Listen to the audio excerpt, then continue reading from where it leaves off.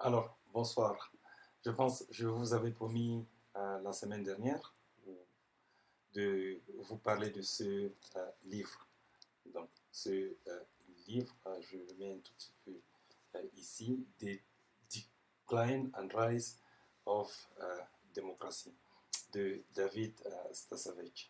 C'est un livre qui a été publié au mois de juin cette année, totalement en anglais que je trouve extraordinaire. Voilà pourquoi, en fait, je prends le soin de vous en parler ici, dans cette vidéo. Alors, les politologues et les spécialistes des sciences sociales n'ont de cesse d'explorer la transition démocratique initiale, c'est-à-dire les mouvements des systèmes démocratiques dits précoces à la démocratie dite moderne, telle que nous la connaissons aujourd'hui. Les politologues soulignent d'ailleurs, peut-être avec raison, que ces transitions anciennes constituent une expérience dont la transformation se poursuit encore aujourd'hui au XXIe siècle.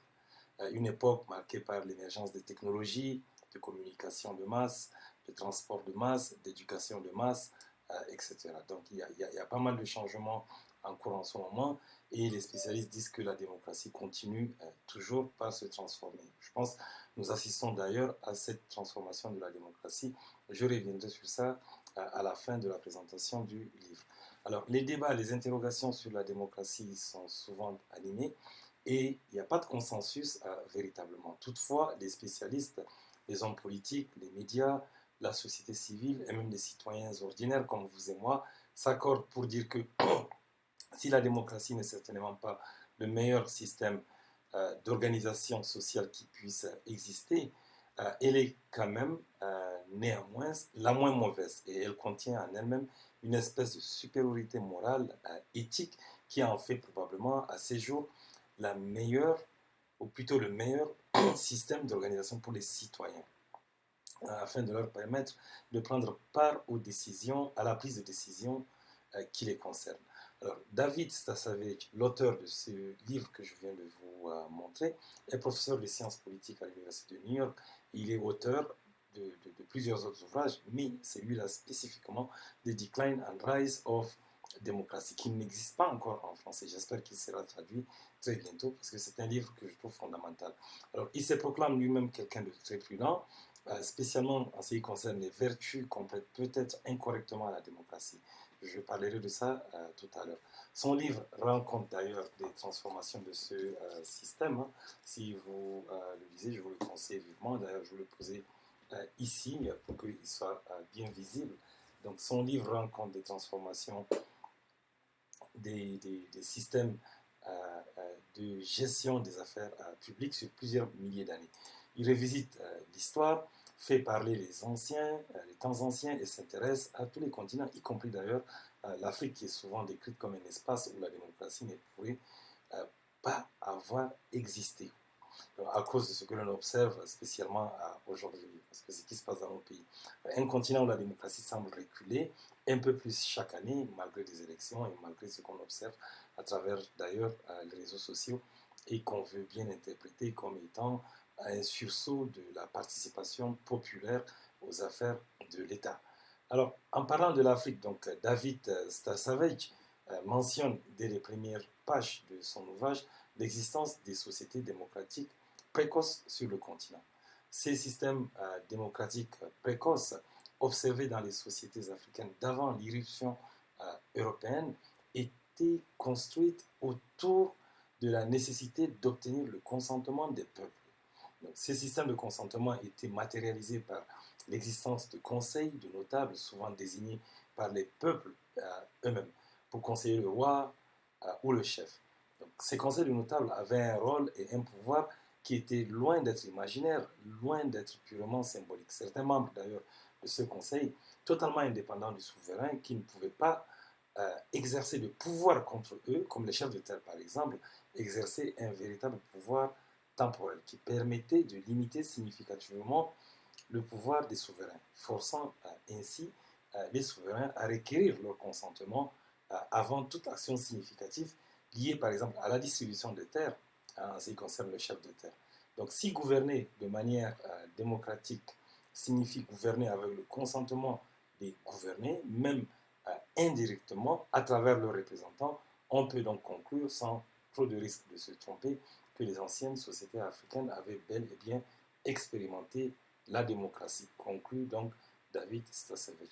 Bien évidemment, les systèmes de démocratie précoce sont difficilement utilisables de nos jours dans nos pays qui regroupent des ethnies différentes, des sociétés différentes et qui ont aussi des histoires différentes, quoique liées. De plus, les démocraties précoces marchent bien uniquement dans des groupes plus ou moins homogènes, avec des populations réduites et des activités économiques, elles aussi, réduites. Mais l'exemple de la Suisse moderne, d'ailleurs, qui ressemble à s'y méprendre au système de démocratie précoce, pourrait aussi nous faire dire que les anciens modèles pourraient encore marcher de nos jours. Pourquoi pas? Malgré l'irruption de la bureaucratie. Je reviendrai sur ça. D'ailleurs, David Stasavage pense que la bureaucratie a été, et probablement l'est encore, a été l'un des freins ou l'une des plus importantes contraintes qui puissent s'exercer contre la démocratie. Donc la démocratie que nous avons aujourd'hui, dit-il, n'est qu'une façon potentielle d'organiser les choses.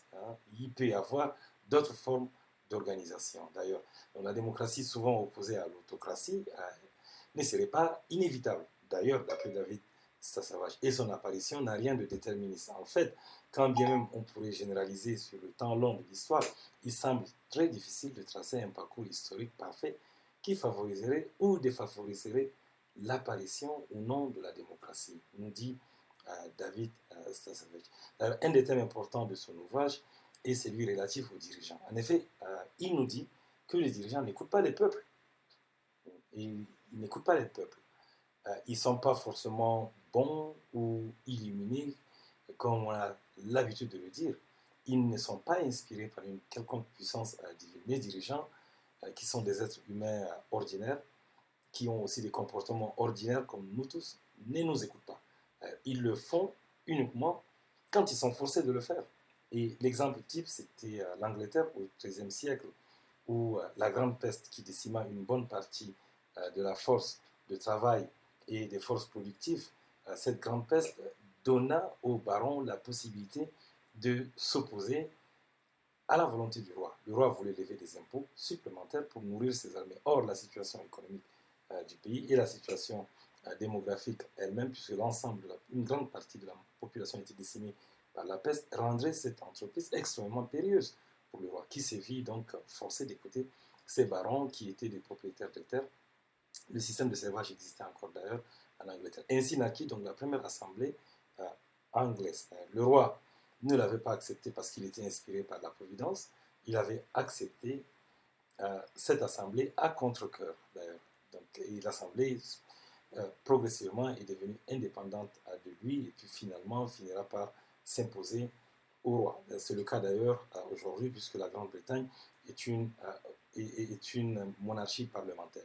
Donc, plus proche de nous, la gestation de la démocratie américaine d'ailleurs fut aussi possible uniquement parce que les colons indépendants, les colons qui étaient indépendants les uns des autres et ayant la possibilité de s'éloigner de toute tentative de les forcer à se soumettre à une autorité quelconque, formèrent un groupe cohérent capable de s'opposer aux Anglais, n'est-ce pas? Donc la suite de l'histoire, elle est connue, vous la connaissez, les dirigeants, donc historiquement, nous dit David Stasavage, n'écoutent pas les peuples, ou ils ne les écoutent que quand ils sont affaiblis et qu'ils doivent composer avec celui-ci pour espérer pouvoir garder leur pouvoir. David Stasavage, encore lui, nous dit que les dirigeants n'ont jamais été tout à fait des démocrates. Et ils le deviennent quand ils sont forcés finalement. Donc une autre force plutôt surprenante cette fois a joué aussi un rôle de frein important contre les démocraties. Je l'avais mentionné tout à l'heure, c'est la bureaucratie. Donc, la bureaucratie, nous dit-il, a été un élément déterminant dans la formation des États, c'est clair. Mais elle a aussi constitué un frein important dans la formation des systèmes démocratiques. D'ailleurs, les exemples de sociétés d'aujourd'hui, qui sont les héritières des grandes bureaucraties anciennes, pourraient laisser penser que David Stasevich a raison. La Chine, par exemple, elle est construite sur une histoire plusieurs fois millénaire, elle-même construite sur une bureaucratie très ancienne, et elle est un très bon exemple. Donc les succès du Parti communiste chinois, par exemple en matière de contrôle social, viennent en fait de la longue tradition de contrôle bureaucratique exercée en Chine par les pouvoirs impériaux tout le long de l'histoire. En effet, si vous regardez la Chine au XIIe ou au IIIe siècle, elle rayonnait et elle contrôlait plusieurs millions de personnes déjà dans des territoires qui étaient gigantesques pour l'époque. Et ceci a été rendu possible grâce à un système bureaucratique qui a très peu de choses d'ailleurs à envier au système bureaucratique moderne. Pendant ce temps-là, l'Europe, elle, était en plein Moyen-Âge et les pays musulmans du Moyen-Orient, eux aussi, constituent un autre exemple, nous dit Stasavec. Par exemple, les systèmes bureaucratiques ottomans qui sont nés au XIIIe et XIVe siècle, qui étaient très efficaces, avaient facilité la création d'empires extracteurs de ressources, exerçant un contrôle absolu sur les peuples conquis et les peuples colonisés. Donc, le monde musulman aujourd'hui et la Chine ne sont certainement pas des exemples de démocratie participative à grande échelle, c'est très clair. La participation populaire en Chine, nous dit le Parti communiste, s'est fait à travers le PCC, le Parti communiste chinois, qui est lui-même une puissante machine bureaucratique. D'ailleurs, quant aux États musulmans ou États islamiques, je pense le démantèlement des bureaucraties ottomanes il y a environ 100 ou 150 ans, suite à l'effondrement de l'Empire lui-même, eh bien, ce démantèlement a laissé place à des pouvoirs qui sont toujours autocratiques. Mais à la différence de la Chine, l'Europe, qui a connu un âge tumultueux, je dirais un Moyen Âge tumultueux, une période durant laquelle les pouvoirs étaient extraordinairement diffus, avec des bureaucraties très faibles, finira par devenir un terreau fertile pour les systèmes démocratiques modernes. La faiblesse bureaucratique, qui était en fait la faiblesse des rois et des reines, permit l'émergence de contre-pouvoirs marchands, intellectuels, culturels, qui affaibliront significativement les royautés, introduisant du coup des alternances forcées et une série de redistributions des pouvoirs. Donc la subtilité de David Stasevich ici est de dire qu'il n'y a aucune preuve empirique et historique qui démontre que la démocratie apporte la richesse, en fait, ou que la démocratie crée la richesse. Contrairement à ce qu'affirme par exemple son collègue Daron Senoglou dans son livre que vous connaissez certainement très bien intitulé Prospérité, puissance et pauvreté des nations. Donc l'exemple type d'ailleurs aujourd'hui reste la Chine, où un système de gestion et de gouvernement bureaucratique et contrôleur a réussi à créer de la richesse. Vous voyez, donc la Chine devient de plus en plus riche. D'ailleurs, en 1958, son PIB était de 60 milliards et le PIB de l'Afrique, à la même période, était aussi de 60 milliards. Sauf que en 2018, son PIB est passé à 13 trillions, tandis que le PIB de l'Afrique tourne difficilement autour de 2 trillions.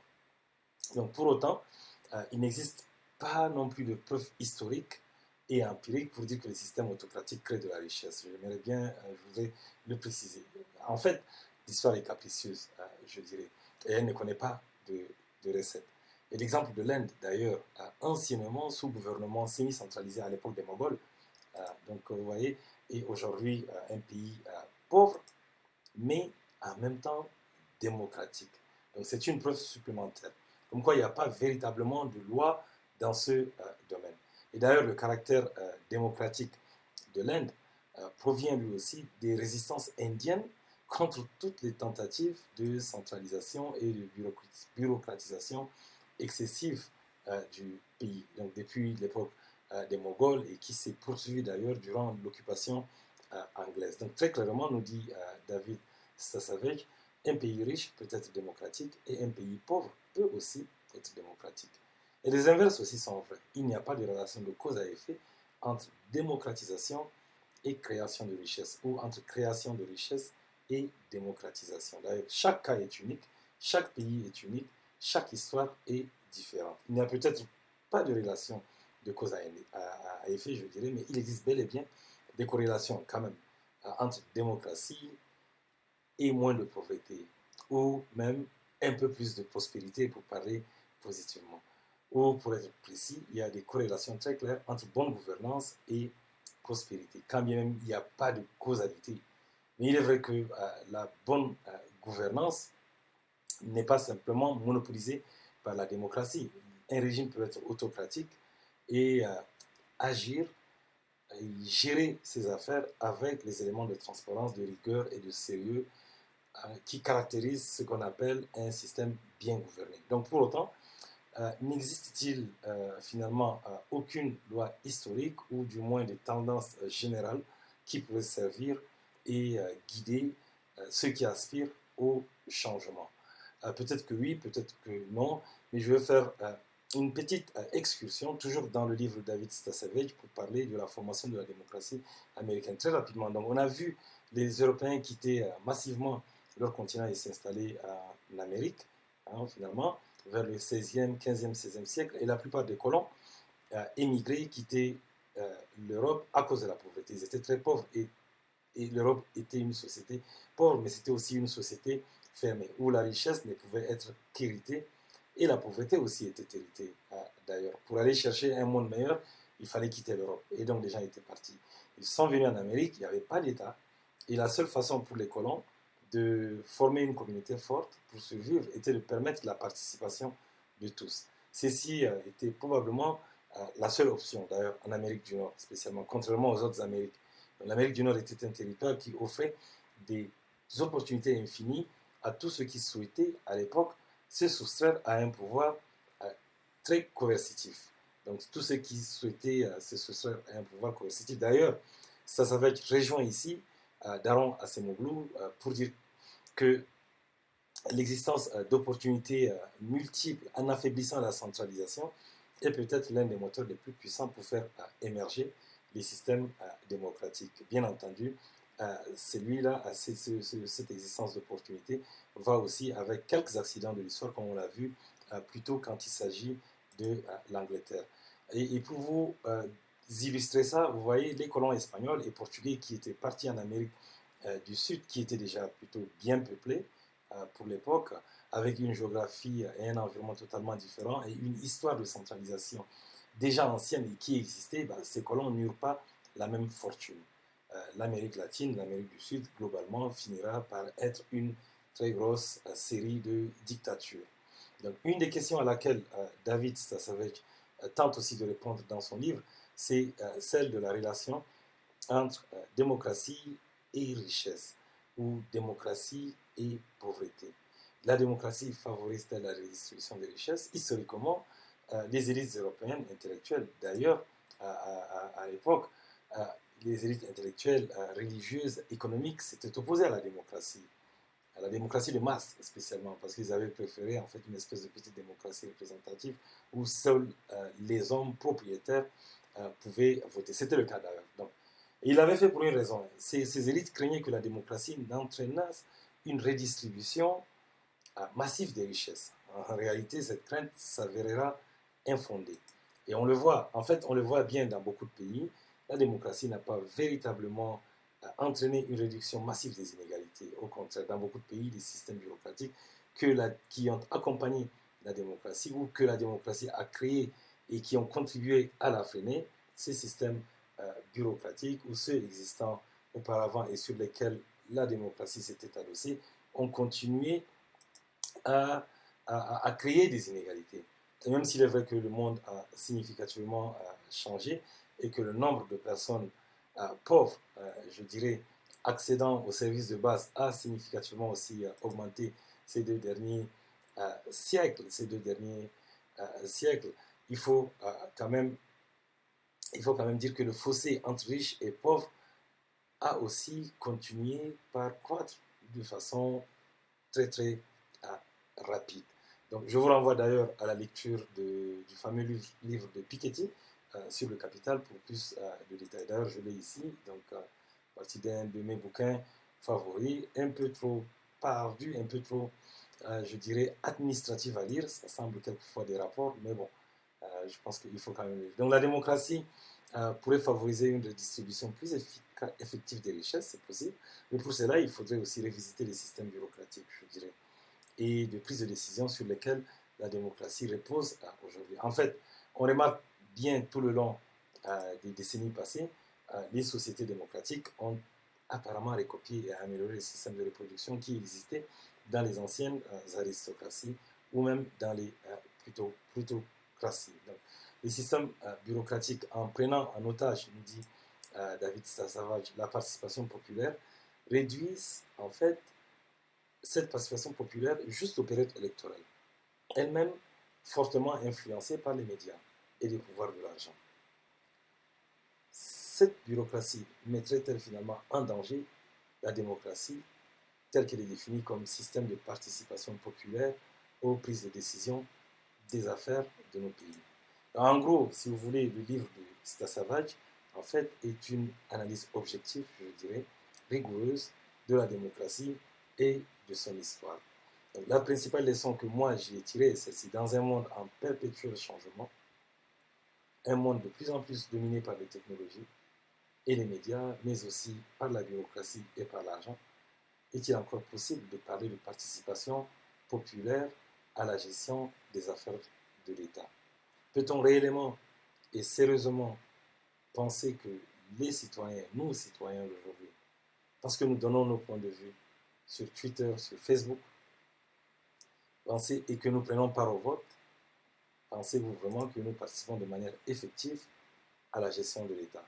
Cette question que je trouve lancinante, elle devient d'autant plus troublante quand on se souvient des manipulations de masse durant les élections américaines de 2016 et même des élections de novembre dernier d'ailleurs, vous avez vu. Donc, quand on connaît la puissance manipulatrice des médias et des réseaux sociaux, quand on sait aussi que l'argent peut acheter des compétences en matière de manipulation de masse, des technologies en matière de manipulation de masse, quand on connaît la puissance que les technologies peuvent avoir aujourd'hui sur la captation et la gestion de l'attention, est-il encore raisonnable d'appeler les régimes actuels des régimes démocratiques? Pourquoi, par exemple, les gens critiquent la Chine et son système de contrôle social quand on sait que le même contrôle social s'exerce aussi sur les citoyens européens, sur les citoyens américains, à travers les systèmes de publicité, la société de consommation, la médiatisation, des sujets qui sont savamment choisis? Quelle différence, pensez-vous, existe-t-il vraiment entre les caméras transparentes mises sur la rue, dans la rue, en fait, au vu et su de tout le monde de Beijing, et puis les caméras cachées dans nos smartphones, dans nos Instagram, dans nos Twitter, dans nos Facebook, et qui piratent nos cerveaux? Voilà, la démocratie est peut-être confrontée, nous dit David Savage, à sa plus grande menace aujourd'hui, et cette menace serait la technologie. Et contrairement à ce qu'on peut croire, une société avec des caméras mises au vu et au su de tout le monde, dans la rue, pourrait peut-être s'avérer moins manipulatrice qu'une société avec des caméras cachées dans des programmes, dans nos applications, à notre insu, et qui nous demande même de payer pour qu'on se fasse hacker, pirater nos cerveaux afin de mieux nous manipuler. Mais ça, ce sont mes propres commentaires, ce ne sont pas les commentaires de David Savage. J'ai pensé en lisant son livre. Dans tous les cas, je vous invite à lire ce livre. Il est passionnant. Il est malheureusement encore en anglais. J'espère qu'il y aura une traduction française très rapidement. Donc pour terminer, j'aimerais aussi ajouter que j'ai beaucoup parlé de démocratie et de bureaucratie, mais je n'ai pas beaucoup parlé de gouvernance en fait. Et la gouvernance est un élément majeur en fait des systèmes de gouvernance. Donc je reviendrai des systèmes démocratiques. Je reviendrai sur ces sujets dans une prochaine vidéo où je souhaite vous parler de deux livres, donc celui de Daron Acemoglu sur la prospérité, la richesse et la pauvreté des nations, et un livre que j'ai trouvé fascinant qui s'appelle L'âge de la colère de Pankaj Mishra, qui est indien. Donc voilà, merci d'avoir suivi cette vidéo. Et puis je vous dis à très bientôt pour une autre vidéo, cette fois-ci sur Pankaj Mishra et Acemoglu. Bye bye.